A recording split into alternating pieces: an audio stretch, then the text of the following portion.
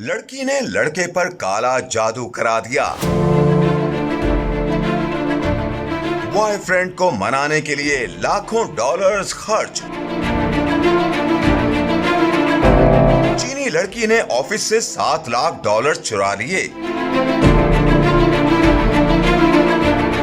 Boyfriend पर जादू कराने वाली लड़की पकड़ी गई। चीन में एक लड़की ने अपनी मोहब्बत पाने के लिए लाखों डॉलर चोरी करके जादूगर को दे दिए। शिमाली चीन में एक अजीब वाकया पेश आया, जहां बॉयफ्रेंड पर काला जादू करवाने के लिए लड़की ने अपने ऑफिस से 7 लाख डॉलर का गबन किया। एक कंपनी में बतौर अकाउंटेंट काम करने वाली खातून ने अपने बॉयफ्रेंड से रिश्ता मजबूत करने के लिए एक जादूगर की खिदमत हासिल की। चीनी लड़की ने दफ्तर से चुराई रकम अपनी मोहब्बत पाने के लिए जादूगर पर निछावर कर दी। बादशाह कंपनी के अकाउंट में गैर मामूली तौर पर रकम कम हुई तो खातून का भांडा फूट गया और पुलिस ने लड़की को गिरफ्तार कर लिया।